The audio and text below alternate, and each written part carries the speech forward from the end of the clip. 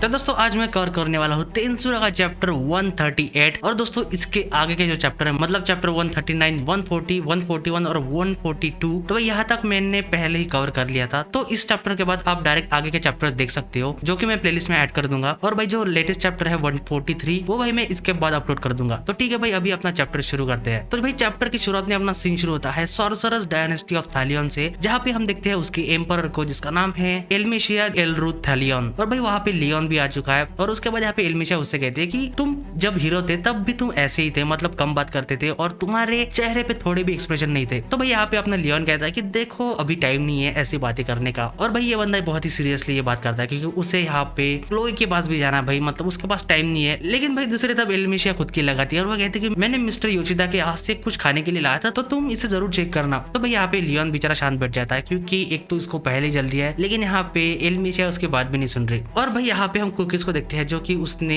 Mister बुशिदा के जगह से लाई है। लेकिन यहाँ पे उसके बाद भाई एल्मेशिया बहुत ही होशियार होती है क्योंकि उसके बाद वो कहती है कि क्या तुम यहाँ पे उन बच्चों के बारे में जानना चाहते हो जिनका ख्याल भाई यहाँ पे डीमन लॉर्ड रिमुरु रख रहा है। तो भाई यहाँ पे लियोन सोचता है कि इसको हमेशा मेरे दिमाग में क्या चल रहा है, इसे कैसे पता चल जाता है। और उसके बाद लियोन जवाब देता है कि मैं इसी बारे में पूछने वाला था। और यहाँ पे एल्मेशिया कहती है कि हाँ मुझे पता है उस बारे में। तो तभी भाई अगले सीन में यहाँ पे लियोन सीधा उसके सामने खड़े होकर आ जाता है। लेकिन एल्मेशिया उससे कहता है कि देखो मैंने उन बच्चों को देखा भी और वहाँ पे वो बहुत ही एंजॉय कर रहे थे उस फेस्टिवल में। तभी ये सुन के यहाँ पे लियोन पूछता है कि आखिर उसके बाद क्या हुआ। लेकिन भाई यहाँ पे एल्मेशिया का अलग ही मूड शुरू है क्योंकि वो यहाँ पे लियोन को बहुत ही टीज करती है क्योंकि वो यहाँ पे उससे बात करते करते उसका टॉपिक ही चेंज कर देती है और वो फिर से उस जो कि भाई खाने की चीजें लाई थी मिस्टर योशिदा के यहाँ से भाई उस पे ही ध्यान देती है। लेकिन उसी दौरान यहाँ पे लियोन सोचता है कि वो अभी क्लोई के बारे में भाई एल्मेशिया को बता नहीं सकता क्योंकि अगर यहाँ पे एल्मेशिया उसके अगेंस्ट हो गई तो भाई उसके खिलाफ वो क्लोई को इस्तेमाल कर सकती है। तो उस वजह से वो सेफ्टी के लिए क्लोई का नाम यहाँ पे नहीं लेना चाहता। लेकिन उसके बाद वो ये भी सोचता है कि यार ये जो है मतलब एल्मेशिया वो भाई उसके अलाय में से एक है, तो उसके वजह से वो सोचता है कि अभी शायद मुझे मेरे जो अलाइज है उनसे ये सारी बातें छुपाना बंद कर देना चाहिए। तो तभी भाई यहाँ पे लियोन अपना मन बना लेता है और वो यहाँ पे एल्मेशिया से कहता है कि मुझे एक लड़की की तलाश है जिसका नाम है क्लोई ऑबर्ट, तो क्या तुमने उससे वहां पे देखा था। तो भाई ये सुनते ही यहाँ पे एल्मेशिया कहते कि शायद तुम अभी मुझ पे भरोसा करने लगे हो क्योंकि भाई इससे पहले कभी भी लियोन इतना खुला नहीं था उसके सामने, लेकिन यहाँ पे वो पूछ ही लेता है। तो उसके बाद यहाँ पे एल्मेशिया कहते कि अगर तुम यहाँ पे मुझसे बिना हेजिटेट हुए ऐसी बातें कर रहे हो तो भाई मैं भी फुल सपोर्ट दूंगी तुम्हें। और उसके बाद यहाँ पे एल्मेशिया कहते कि डीमन लॉर्ड रिमुरु के पास जो बच्चे हैं उनमें से है केन्या मिसाकी, रेओटा सेगिगुची, गेल गिब्सन,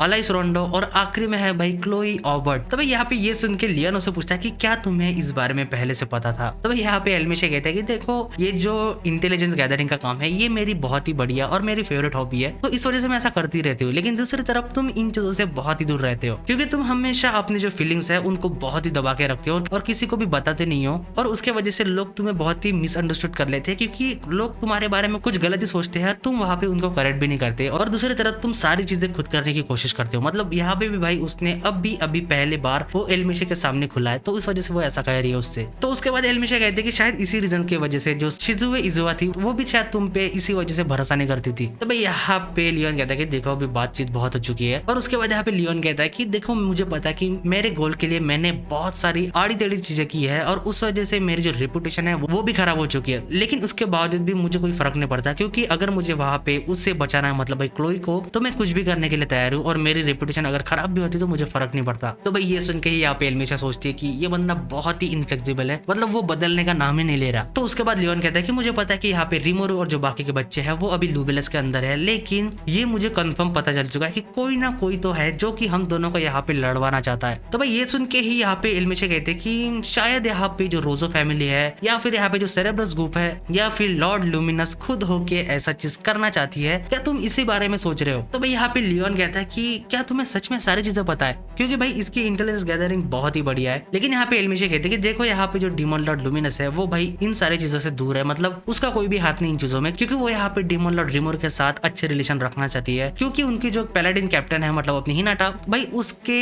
बिहेवियर से ये सारी चीजें डिस्क्राइब होती है। लेकिन दूसरी तरफ ये जो सेरेब्रस ग्रुप है वो भाई उनके बारे में मैं कुछ भी नहीं कह सकती क्योंकि उनके बॉसेस जो है वही भाई ढंग से एक दूसरे के साथ काम नहीं करते, तो उसके वजह से उनके जो इंटरनल इंफॉर्मेशन है उसको गैदर करना बहुत ही डिफिकल्ट है। और भाई आखिरी में पहुंचते हैं द रोजोस और वो कहते हैं कि ये रोजो फैमिली बहुत ही बड़ी बैड न्यूज है, क्योंकि वो एक्सप्लेन करते हैं कि यहाँ पे जो रोजो फैमिली है उन्होंने भाई नॉर्थ को डिफेंड किया था, वो अभी तक कर रहे थे जैसे कि भाई हमने लास्ट चैप्टर में देखा था। लेकिन अभी भाई यहाँ पे रोजो फैमिली उनका जो नॉर्थ का ग्रुप है वो भाई यहाँ पे लुबेलस के अंदर बुला रहे हैं, क्योंकि यहाँ पे उनको लुबेलस के ऊपर अटैक करना है। तो भाई ये सुन के यहाँ पे लियोन कहता है कि अगर ऐसा हुआ तो भाई जो गाय क्रिम्सन है वो अपनी चाल चल देगा, क्योंकि नॉर्थ का जो डिफेंस है वो भाई निकल जाएगा। तो भाई यहाँ पे गाय इस मौके को छोड़ेगा नहीं। लेकिन उसके बाद यहाँ पे लियोन कहता है कि वो खुद होके तो नहीं आएगा, क्योंकि यहाँ पे गाय क्रिम्सन इतना पावरफुल है, अगर वो भाई खुद फाइट करने पे आ गया तो आदि क्या पूरी दुनिया वैसे ही तबाह हो जाएगी। तो उस वजह से उसके जगह यहाँ पे उसको जो सर्वेंट है मतलब ब्लू और वर्थ जो कि भाई दोनों प्राइमोडियल है और वो दोनों यहाँ पे गाय क्रिम्सन को सर्व करती है, तो उसके जगह ये दोनों आएगी। लेकिन यहाँ पे एल्मिशा ये सुन के कहते हैं कि वही तो प्रॉब्लम है, वो दोनों प्राइमोडियल वो भी कुछ कम नहीं है, मतलब वो दोनों भी आई तो भाई बहुत ज्यादा डैमेज हो सकता है नॉर्थ को। लेकिन उसके बाद यहाँ पे एल्मिशा लियोन की तरफ देख के कहते हैं कि अगर यहाँ पे गाय क्रिम्सन को किसी ने कह दिया कि भाई यहाँ पे तुम वेस्टर्न नेशन के ऊपर अटैक मत करो, तो शायद यहाँ पे जो वेस्टर्न नेशन है वो थोड़ी देर के लिए बच जाएंगे। मतलब वो यहाँ पे लियोन को कहते हैं कि भाई तू भी एक डिमोन लॉर्ड है कि तू उसके साथ थोड़ा बातचीत कर ले और उसे कहे कि भाई यहाँ पे अटैक ना करे, क्योंकि भाई हमने पहले भी देख रखा है कि इन दोनों की बातचीत पहले ही शुरू है, मतलब डिमोन लॉर्ड लियोन और डिमोन लॉर्ड गाय क्रिम्सन की। तो तभी भाई यहाँ पे लियोन फिर से अपनी सोच में पड़ जाता है। लेकिन यहाँ पे एल्मिशा उससे कहते कि देखो तुम फिर से पहले जैसे बिहेव कर रहे हो तो वैसा मत करो, क्योंकि तुम यहाँ पे मेरे सामने सारी बातें कह सकते हो। तो उसके बाद भाई यहाँ पे लियोन कहता है कि देखो मैं ये बात नहीं कर सकता, क्योंकि मुझे आगे चल के गाय क्रिम्सन का बहुत काम है, तो उस वजह से मैं यहाँ पे उससे अभी कुछ भी नहीं मांग सकता, क्योंकि अगर मैं यहाँ पे कुछ कहता हूँ तो शायद मेरा आगे का प्लान खराब हो सकता है। तो भाई ये सुन के यहाँ पे एल्मिशा भी कहते कि मुझे पता है तुम यहाँ पे क्या कहने की कोशिश कर रहे हो, क्योंकि अगर उसका इंटरेस्ट चला गया ह्यूमन रेस से तो भाई ये बहुत बड़ी दिक्कत की बात हो जाएगी। मतलब यहाँ पे वो गाय क्रिम्सन की बात कर रहे हैं, क्योंकि भाई अगर यहाँ पे गाय क्रिम्सन का इंटरेस्ट खत्म हो गया इन ह्यूमंस में से तो बहुत बड़ा कारण हो सकता है। तो भाई यहाँ पे इसका जो डिस्क्रिप्शन है वो भाई जब नोवेल की सीरीज चलूंगे तो हम उस पे कवर करेंगे, क्योंकि भाई वहाँ पे बहुत सारी चीजें रिवील होने वाली है। लेकिन उसके बाद हम यहाँ पे उस ड्रैगन का सीन देखते हैं जहाँ पे एल्मिशा अभी जाने वाली है और वहाँ पे वो कहती है कि वो अभी के लिए उसका जो मैगस ग्रुप है उसको भाई नॉर्थ में डिप्लॉय कर देंगे ताकि वो यहाँ पे डीमंस को रोक सके। और वो यहाँ पे लियोन से कहती है कि मैं तुम्हारे लिए एक ड्रैगन एयरशिप रख देती हूँ ताकि तुम यहाँ पे जल्दी से जा सको। तो यहाँ पे लियोन कहता है कि क्या तुम सच में ऐसा मेरे लिए करने वाले हो, क्योंकि यहाँ पे जो शिप लाई है वो भाई उसके लिए नहीं है बल्कि लियोन के लिए, ताकि वो भाई जल्दी वहाँ पे जा सके, मतलब लुबेलस के अंदर। तो भाई यहाँ पे वो उसे धक्का मार देती है। लेकिन उसके बाद यहाँ पे लियोन उसे थैंक यू भी कहता है। लेकिन एल्मिशा पीछे सोचती है कि भाई अगर ये बंदा हमेशा इतनी फ्री होकर मुझसे बात करे तो बहुत ही अच्छी बात होगी। लेकिन उसके बाद यहाँ पे एल्मिशा कहते कि देखो कोई फर्क नहीं पड़ता कि इसके पीछे कौन है, क्योंकि अगर तुम वहाँ पे जाते हो तो तुम उस ट्रैप के अंदर फंसने ही वाले हो, क्योंकि भाई प्लानिंग ऐसी की गई है कि वहाँ पे लियोन आए तभी उनका प्लान सफल होगा और भाई वो हो भी रहा है। तो भाई यहाँ पे लियोन कहता है कि मुझे पता है उस बारे में। लेकिन भाई यहाँ पे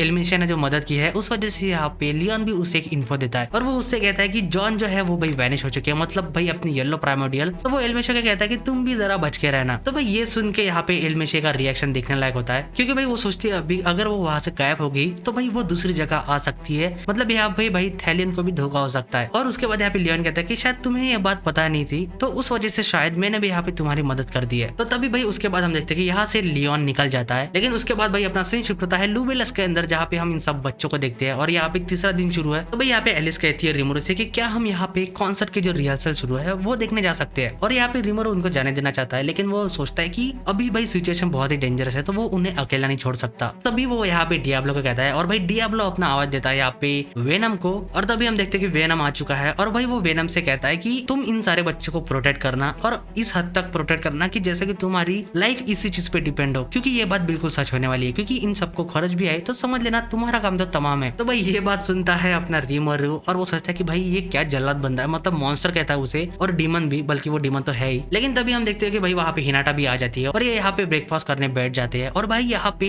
रिमोरो इतना बढ़िया खाना खा के सोचता है कि शायद इसका आगे का दिन बहुत ही बेहतरीन जाने वाला है। लेकिन भाई तभी वहाँ पे एक बंदा आता है और वो एक्सप्लेन करता है कि भाई कैथेड्रल के सामने की जो जगह है भाई वहाँ पे फाइट शुरू हो चुकी है, क्योंकि वहाँ पे इंट्रूडर्स आ चुके हैं। तो भाई यहाँ पे रिमोरो सोचता है कि कैथेड्रल के पास ही तो अपने बैटन और जो ऑर्केस्ट्रा टीम है वो भाई वहीं पे रिहर्सल कर रहे हैं और जो बाकी के बच्चे हैं वो भी भाई अभी वहीं पे गए। तो भाई यहाँ पे हिनाटा उसे कहती है कि भाई थोड़ा शांत हो जा और एक्सप्लेन करके आखिर वो कितने लोग हैं और कितना डैमेज हुआ है। और वो बंदा कहता है कि यहाँ पे लगभग वो 100 लोग हैं, लेकिन उनके वजह से सिटीजन को कोई भी हार्म नहीं आया, लेकिन हमारी जो कैजुअलिटीज है मतलब नाइट्स की उनको भाई बहुत चोट लगी है। और वो एक्सप्लेन करता है कि वो यहाँ पे जो पाइपलाइंस और बाकी के स्ट्रक्चर है भाई वहां से आए, तो उस वजह से वो उनको जल्दी ढूंढ नहीं पाए और इनके भाई जो मास्टर रुक है मतलब उनके जो नाइट्स है वो भी भाई उनको रोकने में लग गए। तो तभी भाई यहाँ पे रिमोरो याद करता है कि यहाँ पे जो इनकी लास्ट चैप्टर में बात हुई थी तो भाई वो बात बिल्कुल सच थी, क्योंकि उन्होंने कहा था कि उस बंदे को मतलब ग्रांड बेल को बहुत सारी चीज से डिटेल में पता है, तो उसने यहाँ पे आने का रास्ता पहले बनाया होगा। तो भाई यहाँ पे हिनाटा कहते हैं कि मुझे पता है हमारा दुश्मन कौन है, जो कि संडे प्रीस्ट का लीडर है जिसका नाम है ग्रान, मतलब वो आदमी है ग्रान बेल रोजो। और तभी भाई अपना सीन शिफ्ट होता है कैथेड्रल की तरफ, जहाँ पे अपनी जो बैटन और यहाँ पे ऑर्केस्ट्रा है वो भाई रिहर्सल कर रहे थे। और यहाँ पे